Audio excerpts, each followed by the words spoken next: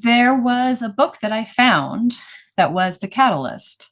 And this is a concept that is very strong in book collecting that I think is very useful to apply to the rest of our lives, which is that book collectors tend to be strong believers in the concept of serendipity, in finding exactly the right book at exactly the right time, not because you were looking. And in many cases, it's because you wouldn't have even known to look for it. It had to find you.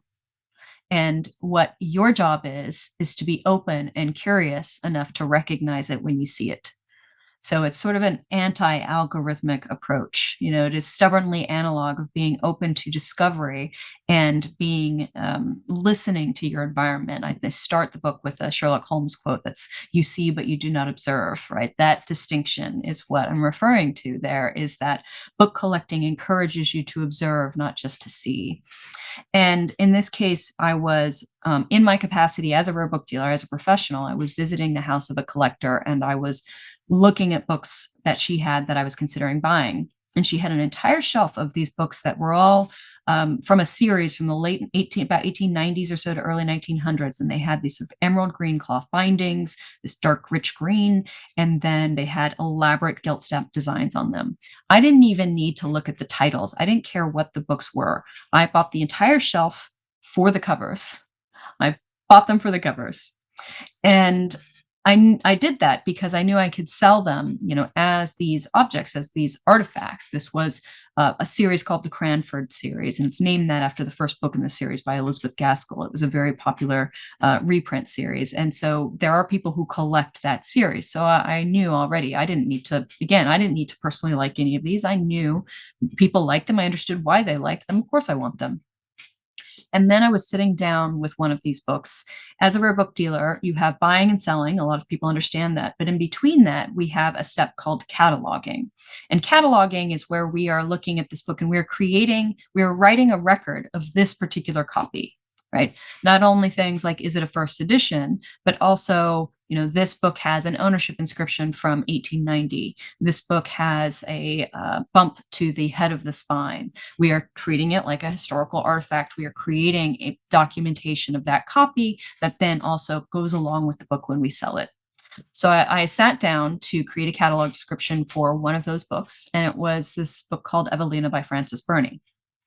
And I had heard about this book before. I'd run across it, in fact, in a book collecting book, but I had not really had that much interest in it. And so I just did a quick online search just to review who is Burney, what's her importance, just situate myself.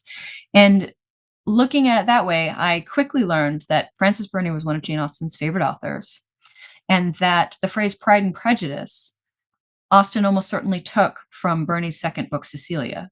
And I thought, wait a minute, how did I not know that?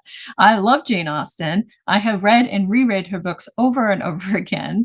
And this is one of her favorite authors. I had no idea. And I didn't know that the kinship, the ancestry, that line from one author to another was so close that Austen was reading and had Pride and Prejudice right there in front of her. And so I thought, okay, here's something I didn't know. I'm going to investigate further. I'm going to be open and see where this leads me.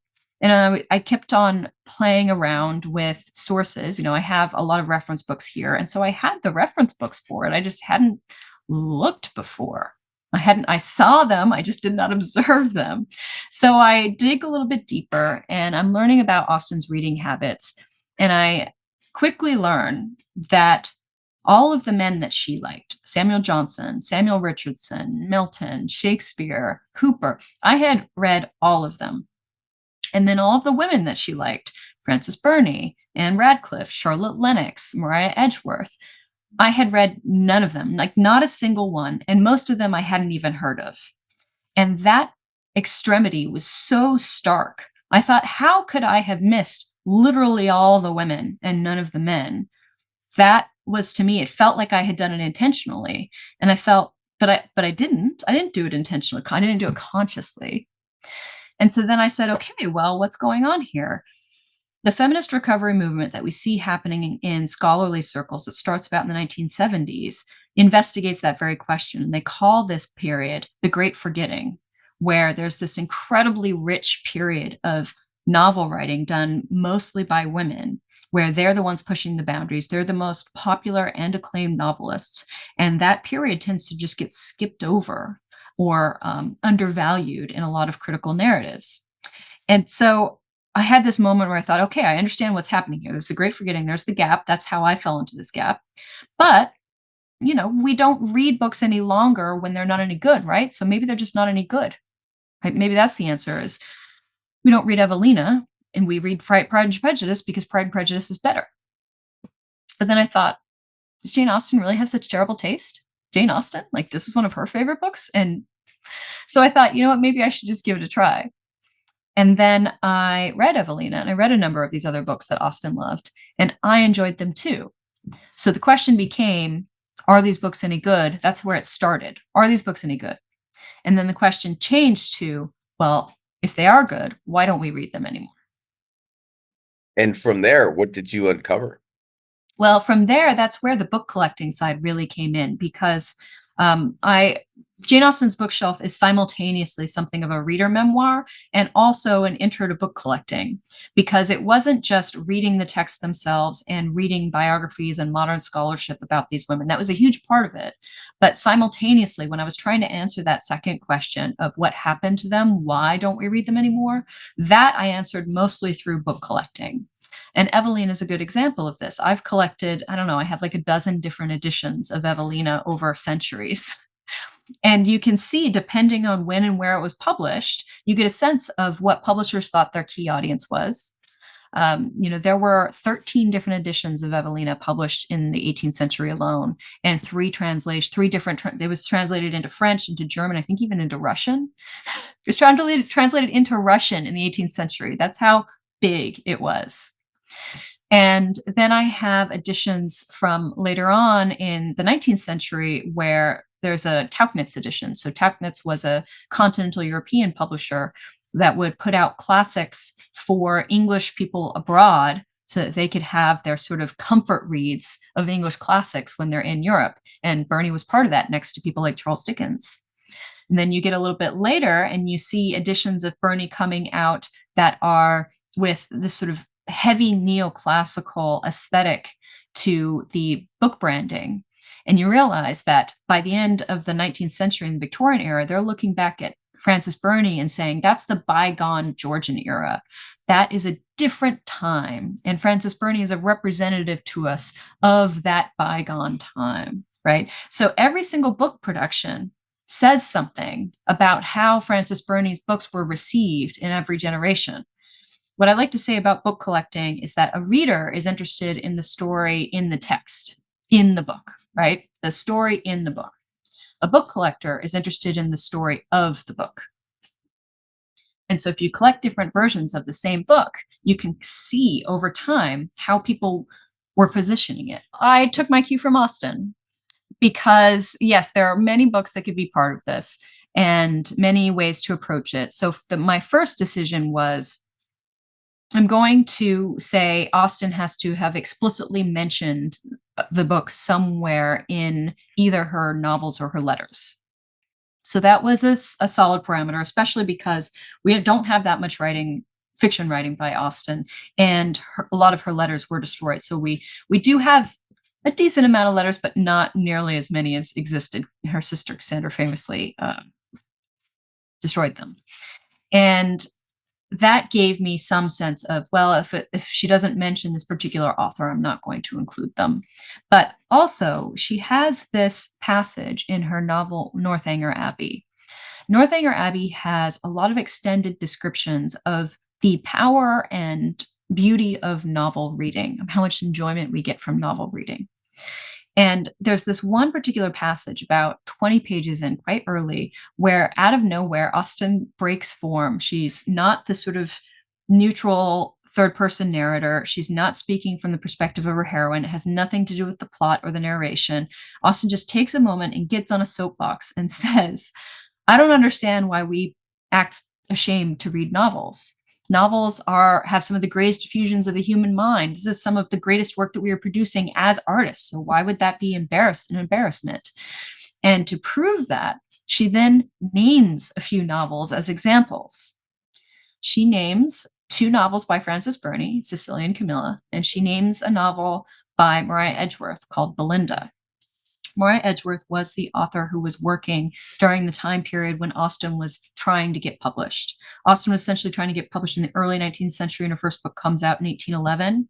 In that period, Maria Edgeworth was the most critically acclaimed novelist, period, across the board. Everyone adored her, and she was the primary model that Austen would have been looking to say how high you could possibly shoot. Maria Edgeworth was the highest you could possibly shoot.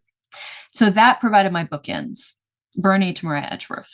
You're getting at one of the things that you could consider the fundamental flaw of my book was that, there are 8 women in there.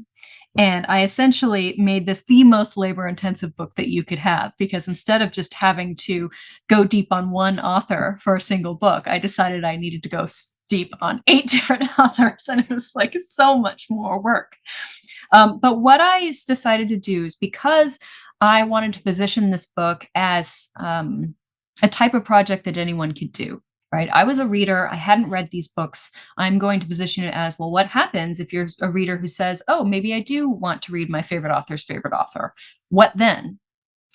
Similar with book collecting. I wanted to set up the collection such that even though I'm a professional on the dealing sense, my own collection, I wanted to replicate if someone said, if I do a collection on this theme, how would I go about that?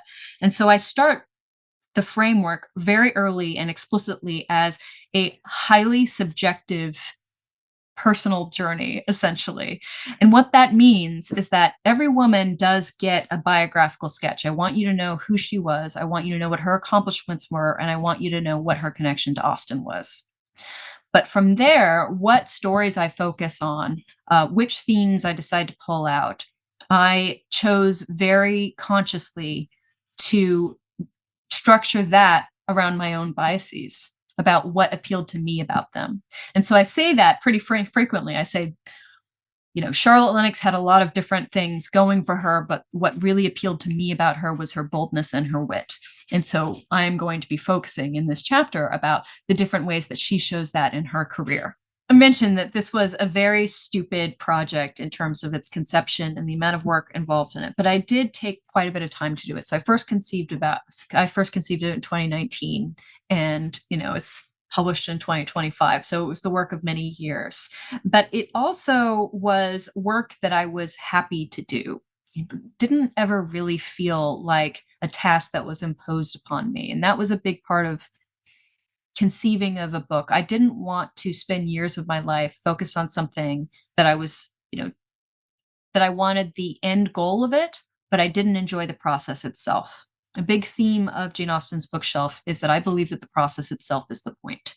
And you want an end result, you might be shooting for something, but the actual doing is where a lot of the richness is going to be. And so for me, reading these books was enjoyable. Hunting for books to add to my bookshelf was enjoyable. So was it a lot of work? Yes, but it was rejuvenating work for me because that was how I structured it. That's the type of work I wanted to do.